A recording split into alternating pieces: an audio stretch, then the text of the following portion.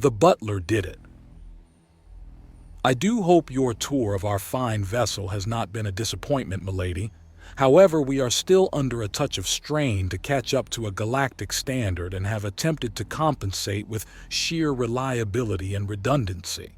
Sir Philip says in a genial tone as he leads Lady Tycanped around the Dauntless. It is the first of its kind, crafted in the most horrific of circumstances, and is effectively a rough and ready prototype, I understand. Lady Tycanped says, and Sir Philip simply nods. Thank you for your patience, milady. While these sections of the vessel are of a higher standard in the forms of the luxuries as one of your stature is accustomed to, they're also, tragically, lacking as well. The carpet, for instance, while functional, lacks proper adornment. It is just a simple, pale blue affair. Regardless, there's a charming robustness to things that is not to be ignored. Oftentimes, those who wish to display their wealth end up merely displaying how poor in taste they are, not realizing the value of things beyond a price tag, Lady Tycanped says. She was strangely at ease among these surroundings. There was something, knowing about Philip, something accepting and comforting to her. She was, of course, being taken for a ride. A slight tilt of the body, a genial smile, a lilt in the tone, and the slightest touches of eye contact at just the right moments projected exactly the sensation that Sir Philip desired.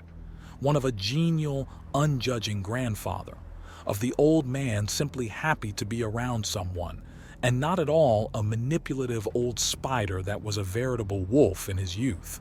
He had done his research on the woman. She, like so very, very many politicians in the wider galaxy, had utilized restorative comas for aesthetic reasons. Vanity had rendered her perpetually young. She was nearly 3 times his age, and despite everything he still had so much more in the way of wisdom and experience. It's true what they say. It's not the years, it's the mileage. Although I must confess, Lady Tycanped says after a mere 10 steps later. Confess what, madam? Sir Philip asks, just waiting to hear what wonderful opportunity this woman is about to give him. You humans have so many rumors swirling around you. I've seen some things firsthand, but I just can't help but consider you all as threats. She admits, and Sir Philip almost groans in his mind. Of course it would be something simple and not juicy.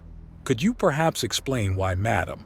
I may be able to illuminate the important differences. Sir Philip offers as he mentally goes through the long list of races that could be considered offshoots of threats. The entire bipedal mammalian classification of sapient life, for a simple and easy-to-remember example. Well, the races on the BMO category that are noticeably different have actual differences. It's impossible to mistake a gobe or a canador for a tret. The Aramenta and Yaoya are unmistakable as well. But humans? You just look the same. All your differences seem to be cultural and internal differences, which I think it's fair to say I can't be expected to have seen. Ah, so you're looking for something to truly differentiate the peaceful Tret peoples with us humans? There are several ways to do things, however, all of it can be easily faked, with but a few exceptions. Oh, and how would you achieve that? Many peoples have a hard time separating the two.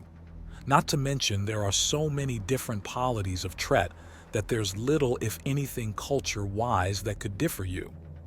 There are warrior Trets, artisan Trets, religious Trets, Trets that carry weapons all the time. I believe I understand, however, perhaps something that you could never imagine from Trets, Sir Philip asks. It's a common enough issue that many alien races simply don't believe in humans. However, he still needs to find some quick and easy ways to dispel such a myth beyond a full body scan or outright eating deadly substances in front of aliens. And as Mr. Jackson has complained about, sometimes that's not enough. Such as what? Something that may be a danger to you, however, if you want to see solid proof at just how different humans are from Tret. I could bring you to a portion of the ship that is not for casual wandering, no matter your status." "Oh? What's this sudden dangerous place?" "The trooper mess hall on Thursday afternoons," Sir Philip says, and she seems taken aback. "A mess hall? What is a mess hall?" "A large dining room with kitchen right next to it," Sir Philip says, and gets an annoyed look from Lady Tycanped. "How is such a thing dangerous in any way?" she demands, and Sir Philip smiles. "If you'll allow me to lead the way, madam, I'd be honored to show you," he says, and she gives him a stately nod to which he bows in response. "This way, please." He leads her down a hallway and into an elevator. 2 levels down, and they're in far more Spartan settings. This is a part of the ship more designed for the people that work here. If you're not being escorted by a soldier in good standing, you will find yourself most unwelcome here. And why is that? Simple enough.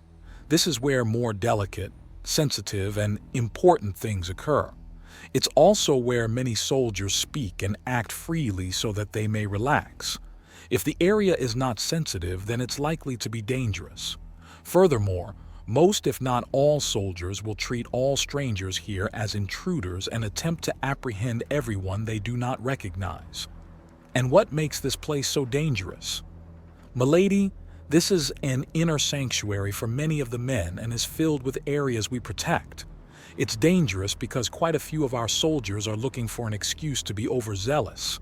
For every soldier you hear about going out and stumbling into trouble every 5 minutes, there are another 10 going mad with boredom. Unfortunately, we can't filter out the men fast enough for them to grow comfortable, and there are, of course, increasing concerns with some of the elements we've run into. Caution is wise, but caution slows the processes, and soon enough the greater harm may come from restraint rather than recklessness.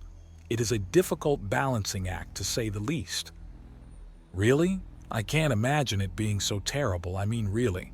You humans may be reactionary, but far from insane, Lady Tycanped says, and Sir Philip gives out a chuckle. Insane, no, but we are a chaotic lot, he says before they turn a corner and come up to a large closed and sealed door. It's standard procedure to keep this bulkhead closed. Otherwise, what's on the other side could... Sir Philip's explanation is cut off by a huffing Lady Tycanped reaching out and with a twist of her wrist setting the door to open with axiom. His only response is an amused smile as he knows what shall occur next. The sounds of shouting, things breaking and hollering of excitement and confrontation pour out like a wave. What is happening? Simply put, this is the Thursday afternoon brawl. It's a method of venting aggression, and so long as there is no permanent damage to the participants or the items here, and the mess hall is clean upon lights out, then Admiral Cistern has given it his blessing. The man understands exactly how trying stillness and a lack of entertainment is for a great many soldiers, and in this mess hall there is a great venting of that frustration. Sir Philip explains with a brittle smile. It's all quite barbaric, but needs must as needs must. These outbursts are nearly inevitable, and by having these simple but effective rules, it's quite possible to at least get some kind of handle on the stupidity. Oh, how bad! Die, heretic! A deep, bellowing voice cuts off Lady Tycanped's protest. Shall we? Sir Philip offers, and at first she looks uncertain, and then her resolve hardens and she begins to move, all but leading the way herself. The noise very, very quickly leads them both to the nearby mess hall, and immediately Sir Philip casually picks up and moves Lady Tycanped to the side to avoid the splatter of something bright red and smelling of spices. The woman, for her part, is utterly shocked to see the riot in progress as an outright army of men, 100 strong, brawl with nary a care in the world. For chaos! One of the men bellows, and Sir Philip scans the room. Ah, so it appears they're up to that form of silliness. Behold the forces of an imaginary imperium, and the forces of an imaginary primal force twisted to wickedness. I don't much understand the appeal myself. Sir Philip says, gesturing from one side to the other. Ah, But we are in time to view numerous physical attacks. Behold a football tackle and the responding sacrifice throw. However, as our triumphant thrower rises, he's met with what's known as a drop kick. This is utter madness, Lady Tycanped mutters as she sees more men literally throw themselves into the fray. Actually, madam, that was an elbow slam performed on the drop kicker, an overly flashy punishment technique that, if dodged, can lead to a great deal of pain for the user. Sir Philip remarks. How are you so calm? She asks, trying to latch onto the beacon of sanity and reason in this crazy place. It's simple, really. You see, this fight, while enthusiastic, is still quite friendly. People who are struck are given a chance to retreat without asking. Those staying out of the fight and egging it on are not being dragged in. No weapons have been drawn, be they official or improvised, and look at their faces. Despite the minor bruising here and there, there's nothing but smiles all around. They're having a wonderful time, and though it's not the sort of fun I find myself pining for in my dotage, I do understand the appeal and rush of a good old-fashioned tussle. Sir Philip explains with a slight smile. How is this meant to prove anything to me? Lady Tycanped asks, and Sir Philip smiles. You can be assured that these men are acting mostly on instinct and without a script. Unless you are seeing something I am not? No, this is pure chaos and madness. Excellent, Sir Philip says with a smile. Now, if you could please feel out the local axiom, it should prove quite illuminating. She gives him an odd look for a few moments before turning back to the enormous brawl in progress. Then, after a few moments, she lets out a gasp of surprise. There's barely any axiom, she gasps. Yes, indeed, all that movement and energy and excitement without any grasping of the axiom. But it's not possible. I mean, when calm, a person's axiom pattern will fade into the background, but this is not calm, Lady Tycanped protests. And if the species evolved to act without axiom, then nearly half of all security systems wouldn't be able to detect you, she whispers in shock. Oh, bad form. This isn't some absurd wrestling ring. Enough with the overblown techniques and bring your fists up, Sir Philip suddenly calls out. She gives him a baffled look.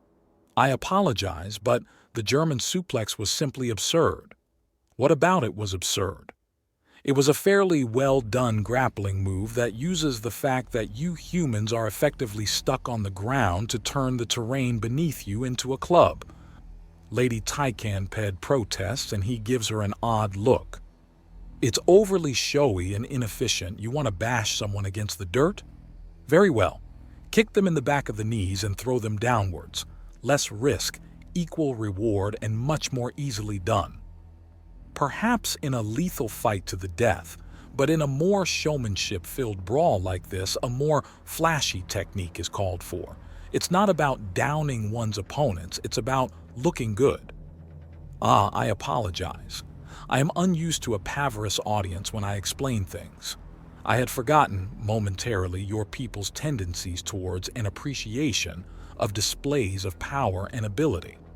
But of course, if you can end a fight by merely presenting your tail, then it's a victory upon the first stroke, Lady Tycanped says, snapping out her tail feathers behind her as an enormous white fan that is but a moment's worth of concentration away from being a massive blade as keen as any razor. Intimidation is a wondrous weapon and a potent tool in the possession of the skillful. Now hopefully, this shameful display has both convinced you of the truth of ourselves and revealed the difficulty in differentiating ourselves from the Tret peoples. Yes, the differences are undeniable but nigh invisible until placed into practical effect. The sheer amount of men, the propensity to devouring inedible toxins, the lack of axiom, a very unique species and one of the more aggressive ones in the galaxy, but equally a reasonable one. It hasn't escaped my attention that the greatest concentration of human chaos was within a section far removed from anyone that could not endure it and sealed further away for good measure. Lady Tyconped notes with a slight smile. I do hope this hasn't dampened your enthusiasm for sharing your life with Admiral Cistern. Are you joking? A Tret while calm, a Canador when excited, or perhaps more comparable to an Apuk, albeit lacking horns and tails. The mystery as to how and why you get on so well with the fiercer races is most thoroughly solved. Ah, excitement. Of course. Fierce in battle, fiercer in bed is a general rule. Madam, please, I know that we are surrounded by crudity and savagery, but could you please refrain? Sir Philip pleads, and she breaks out into giggles. Excellent.